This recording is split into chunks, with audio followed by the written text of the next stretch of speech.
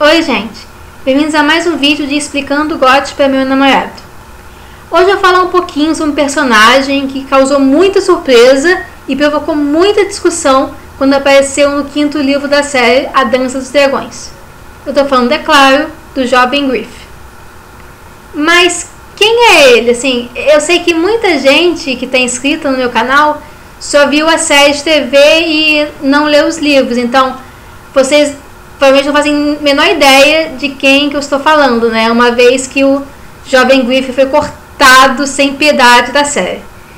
Então, antes de começar a falar desse personagem interessantíssimo, eu vou explicar quem exatamente ele alega que é. Bem, para resumir um pouco da história, o Tyrion, depois que ele foge de Westeros, ele vai para a mansão do Illyrio para se refugiar.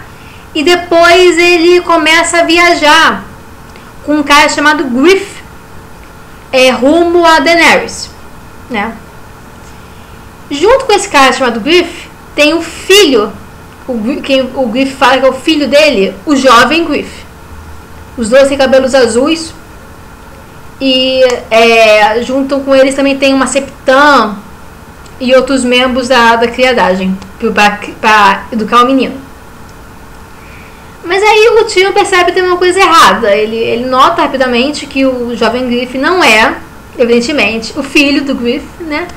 E que na verdade eles não são nada como planejam ser. Assim, ele pensa, se esse menino ele fosse só um filho de um navegante, ele não teria uma educação tão refinada. O pai dele não se preocuparia em contratar uma Septã para dar lições a ele sobre a fé do Sete, por exemplo, né?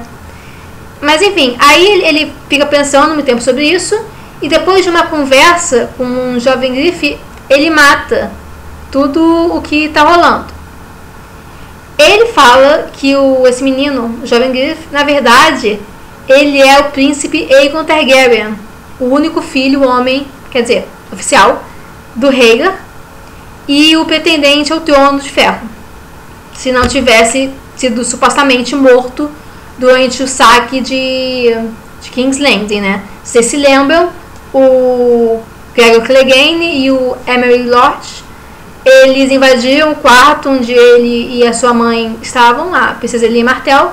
Enquanto o Gregor ele estuprava a Elia, o Emery ele arremessou o bebê de colo dela ainda contra uma parede. Fim do príncipe Aegon. Mas supostamente não. Como o garoto explica, na verdade quem morreu foi uma criança comum, um súdito, que ter sido trocado antecipadamente antes das tropas Lannister entrarem na cidade, e que o Aegon ele foi levado para outro lado, né, no caso, foi levado para outro lado do oceano para se manter seguro. E um dia, após se aliar com a sua tia, né, Daenerys, poder voltar a Westeros, retomar antigas amizades com algumas casas que ainda seriam leais aos Targaryen e retomar o trono de ferro. E assim, se você pensar, é fácil pro leitor acreditar na história do Aegon, né? Porque assim, nos é dito que ele foi criado, como eu já adiantei, por um grupo curiosamente selecionado de professores. Ele sabe história muito bem, religião perfeitamente, política também, além de estratégia militar, né? Ele sendo criado no sentido de pensar no direito de reinar como uma responsabilidade e não um direito, né? Por si só. Então ele parece bonito, inteligente, carismático, determinado, né? Assim, por exemplo, ele segue o conselho do Tyrion de não esperar a Daenerys, né? Porque a ideia é que eles se casassem e então invadissem o Westeros juntos. Mas ele não espera a Daenerys e vai pra invasão sozinho, né?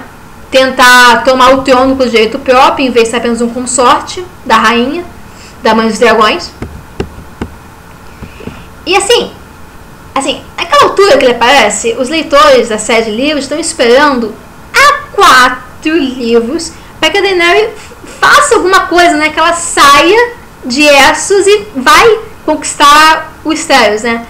Então, quando a gente vê aquele menino, aquela criança que parecia comum, né? Um filho de um navegante, se revelar como um príncipe que vai lutar pelo seu direito ao trono, um Targaryen legítimo que parece fazer jus ao nome, a gente fica, assim, finalmente alguma coisa vai acontecer, alguém vai lutar uma guerra para garantir o seu direito, né? Alguma coisa boa vai rolar nesses livros, em vez de massacre, injustiça, tá.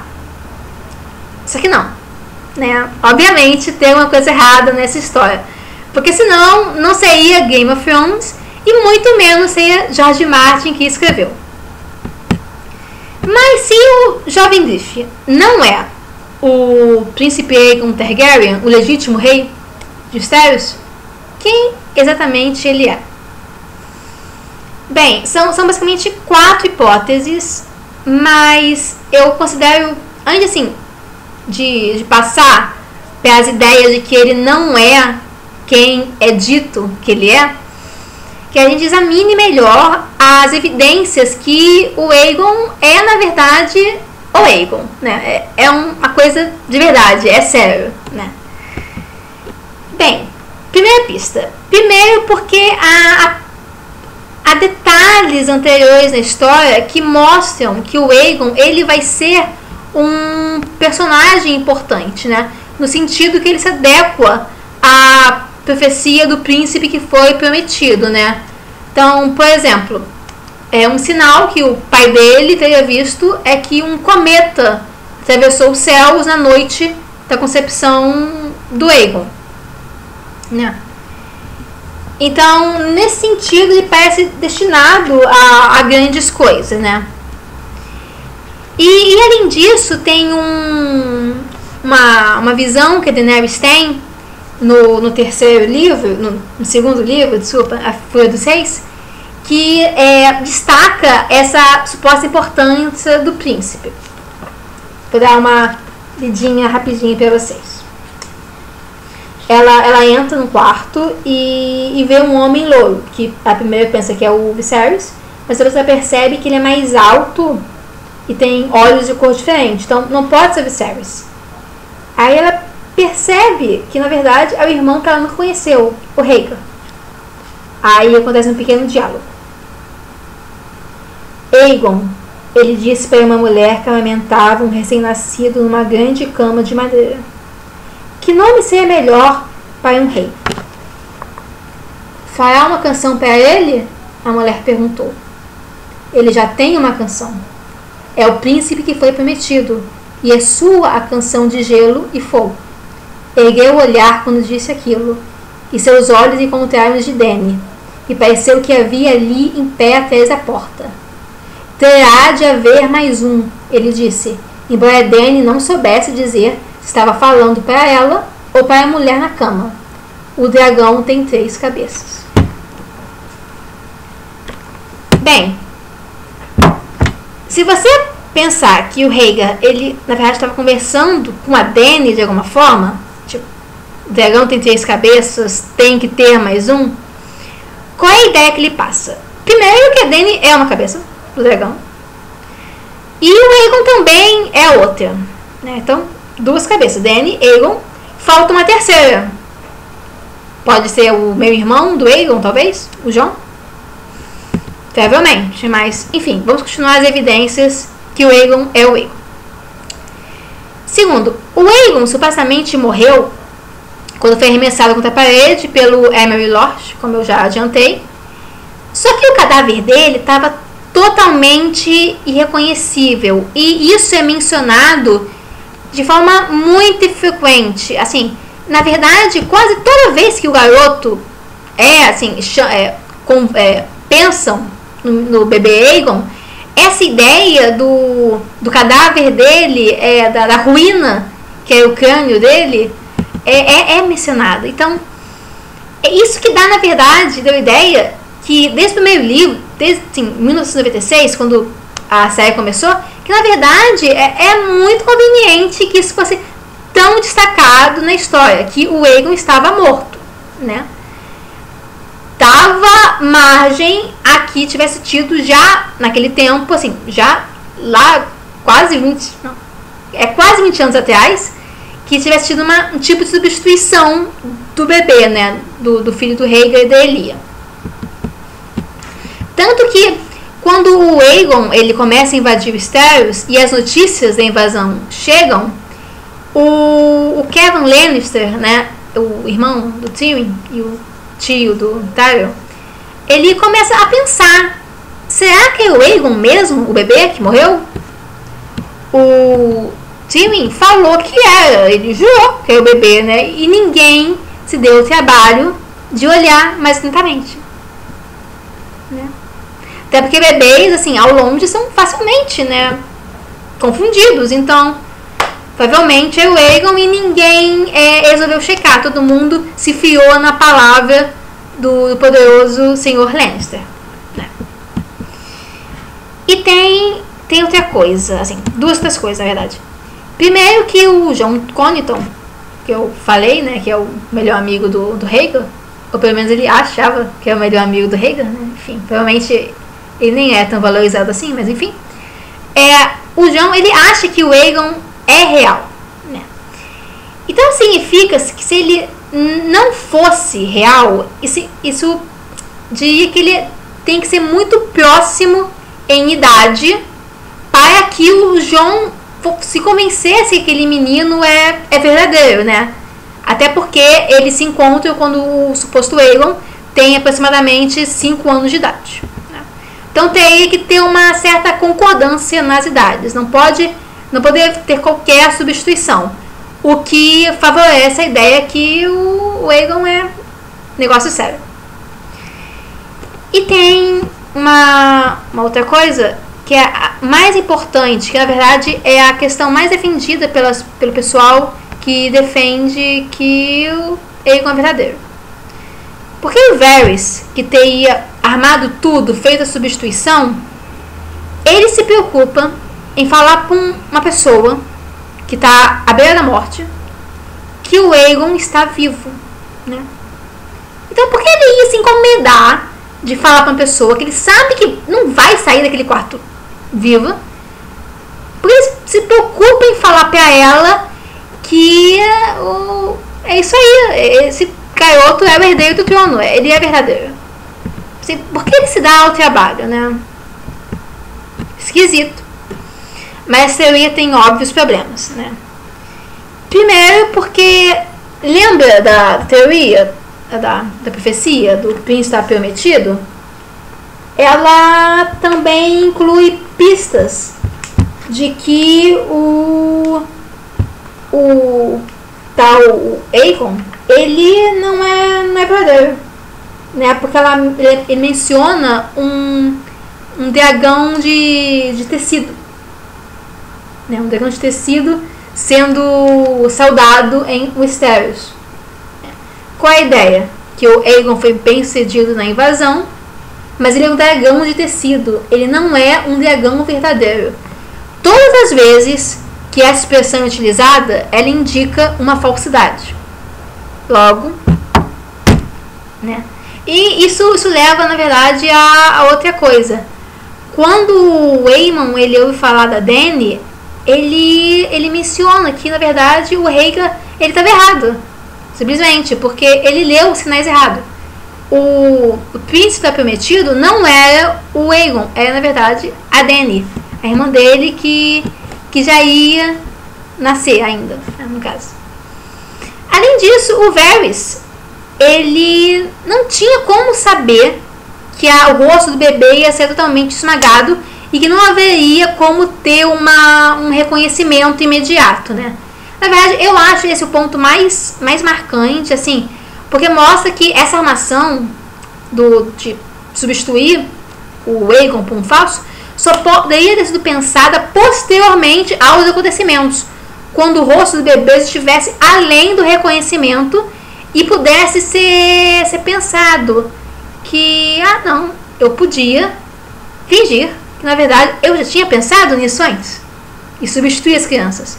Mas é uma ideia que só faz sentido posteriormente, né, retrospectivamente.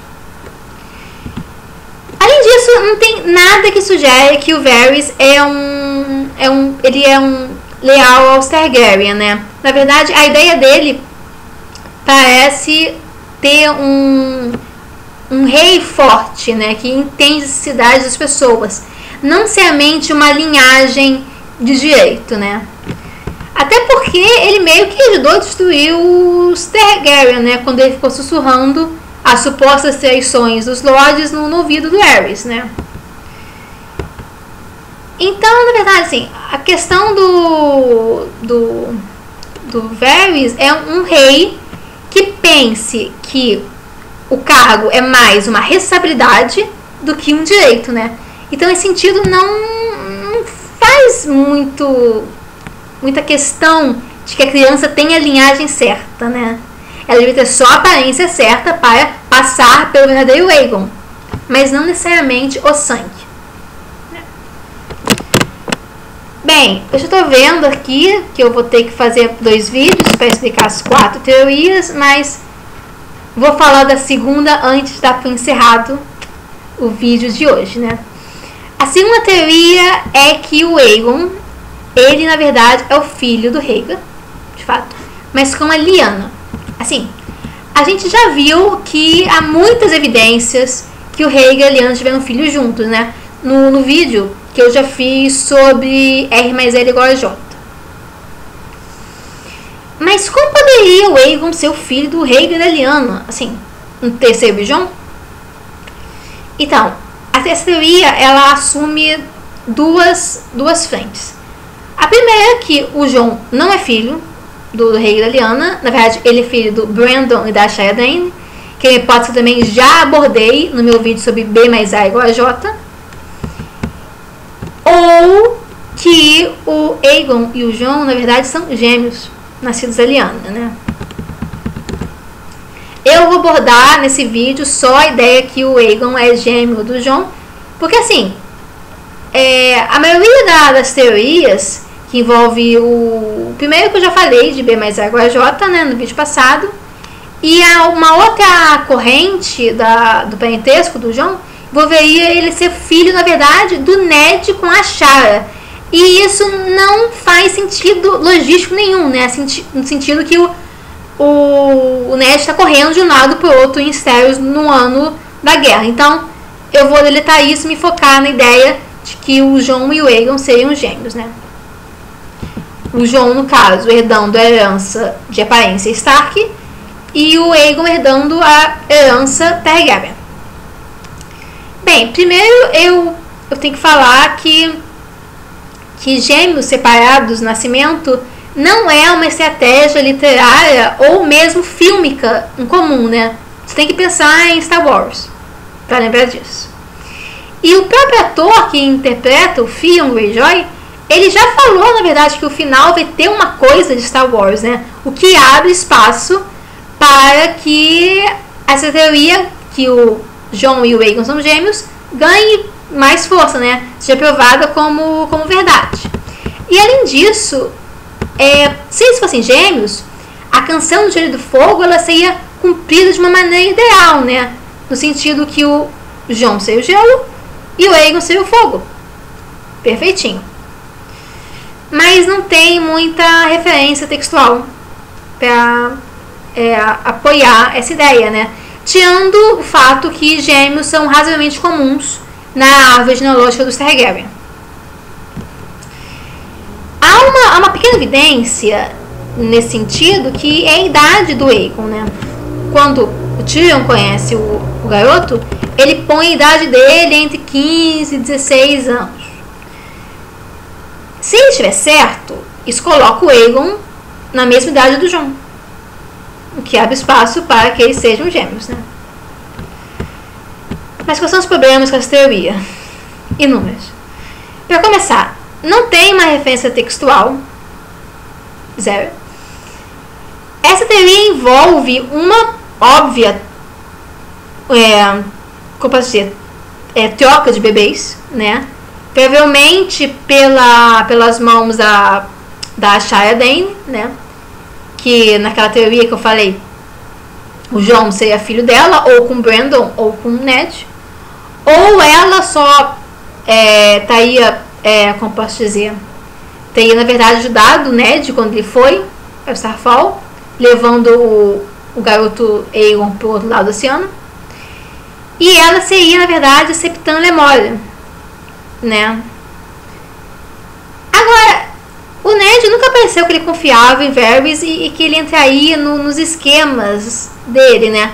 Tudo bem que ele pode ter sentido que ele não tinha muita escolha, né? Assim, o que ele ia fazer com um bebê nitidamente Targaryen, né? Ele só podia se livrar da criança e colocar ele em segurança, né? Se ele tinha um canal mais ou menos seguro, né? No formato da Shia Dane, que seria ou sua antiga amante, ou antigamente o seu irmão. Tanto melhor, né? Aí ele teria que confiar no Varys de qualquer forma. Agora, se a Shia é a Septã Lemória, o George Martin ele cometeu uma falha terrível na descrição dele da Septã, porque ele não descreve, tem uma única vez, os olhos da mulher. E os olhos da Shia Dane, eles são famosos, eles eram violetas, né? Eles são meio fantasmagóricos. Eles são sempre mencionados quando a mulher é descrita, né? E considerando o modo como o George Martin ele revela identidades, né? Sabe ser lembrada como o Ned descobre que os filhos da Cersei não são filhos do Robert? Bem, eu acho que o George Martin não cometeria uma falha desse tamanho, né? Por fim, a previsão de idade do Tyrion, ela podia ter facilmente errada, né? Por exemplo, ele erra a idade do Jon por mais ou menos 2 anos. Ele descreve, quando ele primeiro se encontram, ele pergunta, você tem quantos anos? 12? Só que o Jon, ele tem já 14, né? Então ele pode perfeitamente ter errado também com o Aegon, né? Nesse quesito, o que totalmente elimina a ideia dele ser irmão gêmeo do Jon ou um filho do Rhaegar e da Lyanna. Bem, o vídeo está com 22 minutos, então eu vou ficar por aqui e continuo o assunto na semana que vem, ok? Se vocês gostaram, curtam, se quiserem, compartilhem, e se quiserem mais vídeos como esse, é só se inscrever no meu canal aqui embaixo. Espero que tenha dado certo.